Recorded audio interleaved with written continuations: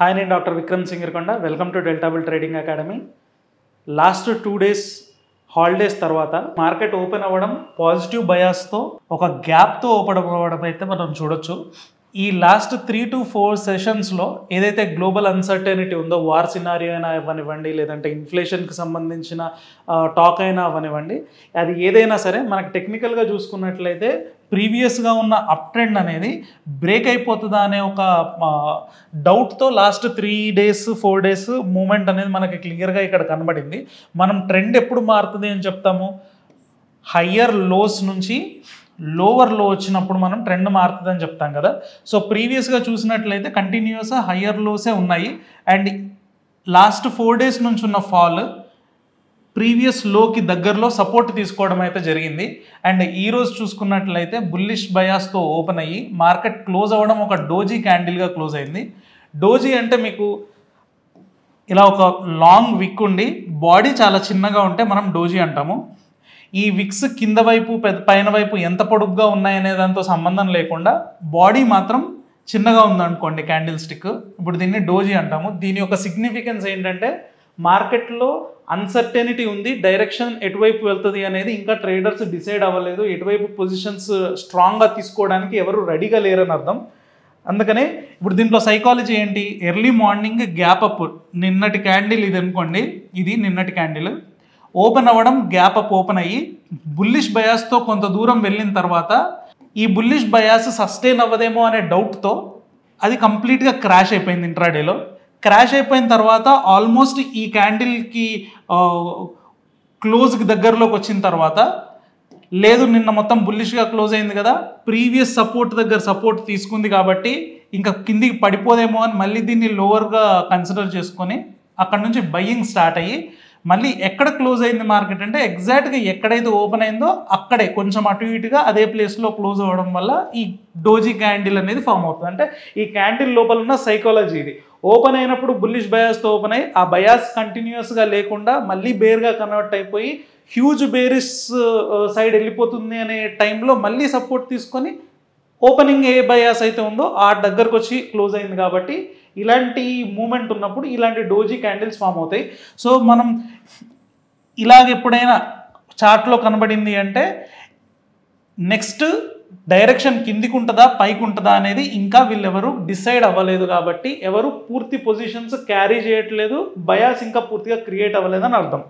So టెక్నికల్గా చూసుకున్నట్లయితే candle sticks ప్రకారంగా డోజీ ఫామ్ అయింది కాబట్టి అన్సర్టెనిటీ ఉంది. అదే మూమెంటం చూసుకున్నాం అనుకోండి, ఎంఏసిడిలో చూడండి, నిన్నటి వరకు ఫాలో అవుతున్న ఎంఏసిడి కొంచెం అప్ మూవ్ అయితే కనబడింది. అంటే ఎంఏసిడిలో పుల్ బ్యాక్ కనబడుతుంది అంటే కొంచెం బుల్లిష్నెస్, మూమెంటంలో బుల్లిష్నెస్ అనేది ఉంది అనేది తెలుస్తుంది.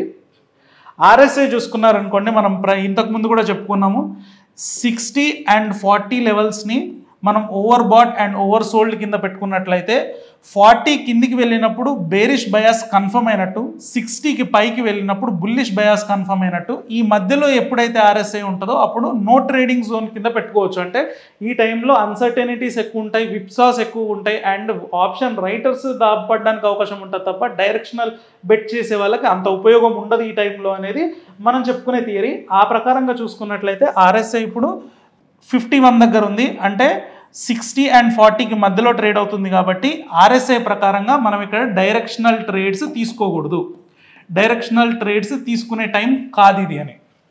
సో ఎంఏసిడి ప్రకారంగా బెర్త్ అనేది, బుల్లిష్ బ్రెత్ అనేది కొంచెం ఇంప్రూవ్ అవుతుంది అనేది కనబడుతుంది. కాబట్టి ఆర్ఎస్ఐ 60 అబోవ్ బ్రేక్ అయ్యి అండ్ ఎంఏసిడి కూడా ఇంకొంచెం టర్న్ అరౌండ్ అయిన తర్వాత ఇక్కడ ప్రైస్ మీరు చూసుకోవాల్సింది ఏంటంటే ఇక్కడ 10-2 మీరు ఫ్యాక్టర్ 2తో ఉన్నటువంటి సూపర్ ట్రెండ్, ఈ 10-2 సూపర్ ట్రెండ్ని బ్రేక్ చేసి పైన క్లోజ్ అయింది అనుకోండి, ఈ 3 మీకు కనుక మ్యాచ్ అయితే ఆ తర్వాత మీరు బుల్లిష్ బెట్స్ తీసుకున్నట్లయితే మంచి స్ట్రాంగ్ మొమెంటంలో పార్టిసిపేట్ చేయడానికి అవకాశం ఉంటుంది. సో ఇప్పుడు నాన్ డైరెక్షనల్ బెట్ చేయాలి అనుకుంటే ఏ లెవెల్లో చేయాలి, ఎక్కడ చూడాలి అనేది చూసుకున్నట్లయితే మనం డెరివేటివ్ డేటా చూసి ఏ లెవెల్స్లో మనం కాల్స్ నమ్మొచ్చు, ఏ లెవెల్స్లో దానికి పుట్స్ నమ్మడానికి అవకాశం ఉంది, హెడ్జెస్ ఎక్కడ తీసుకోవడానికి అవకాశం ఉంది అనేది చూద్దాం.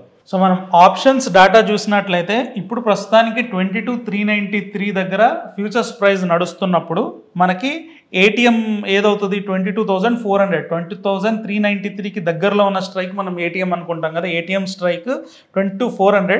ఇక్కడ చూసుకున్నట్లయితే ఇప్పుడున్న ప్లేస్లో ఎక్కువగా కాల్స్ బిల్డ్ అవ్వడం అయితే మనకు క్లియర్గా కనబడుతుంది కంపేర్డ్ టు పుట్స్. ఆ కింద చూసుకుంటే 22,300 దగ్గర చూడండి, 22,300 దగ్గర ఈక్వల్గా మనకి కాల్స్ అండ్ పుట్స్ రెండు కూడా బిల్డ్ అవ్వడం జరుగుతుంది. అంటే ఇక్కడ ఎక్కువగా స్ట్రాడిల్స్ బిల్డ్ అవుతున్నాయని మనం అనుకోవచ్చు. సో ఈ అజంప్షన్స్తో చూసుకున్నట్లయితే 22,300 దగ్గర నుంచి స్ట్రాడిల్ బిల్డ్ అవుతుంది అంటే ఇటువైపు ఒక 200 పాయింట్స్ అండ్ ఇటువైపు ఒక 200 పాయింట్స్ మూమెంట్ ఉండడానికి అవకాశం ఉంది. సో ఈ 22,400 దగ్గర మనకి కాల్ ఆప్షన్స్ బిల్డ్ అవుతున్నాయి. నెక్స్ట్ 22,500 దగ్గర హైయెస్ట్ కాల్ అయితే మనకు కనబడుతుంది. సో మనం సేఫ్గా ట్రేడ్ చేయాలి అనుకుంటే 22,500 కాల్ ఆప్షన్ని అమ్మేసి దాని మీద 22,600 కాల్ ఆప్షన్ని కొన్నాం అనుకోండి. ఇప్పుడు ఈ రకంగా చేసినట్టయితే బేర్ కాల్ స్ప్రెడ్ ఇది. దీంట్లో మనకి మార్కెట్ ఇక్కడే కన్సాలిడేట్ అయినా, మనం ఆర్ఎస్ఐలో చెప్పుకున్నట్టుగా కన్సాలిడేషన్ ఫేజ్లో ఉంది కాబట్టి అలా కన్సాలిడేట్ అయినా అండ్ మార్కెట్ కొంచెం రెసిస్టెన్స్ ఫేస్ చేసి దీని కింద ట్రేడ్ అయినా కూడా మనకి రెండు సినారియోస్లో ప్రాఫిట్ రావడానికి అవకాశం ఉంటుంది కాబట్టి ఇది best way to go.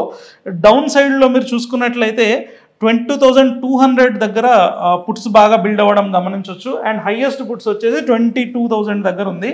So bearish bias కొంచెం లాస్ట్ 3 to 4 డేస్లో ఉంది కాబట్టి డౌన్ సైడ్ మనం ట్రేడ్ చేయాలనుకుంటే మాత్రం కొంచెం దూరం వెళ్ళి 22,000 పుట్ ఆప్షన్ని అమ్మేసి 21,900 పుట్ ఆప్షన్ని కొన్నాం అనుకోండి.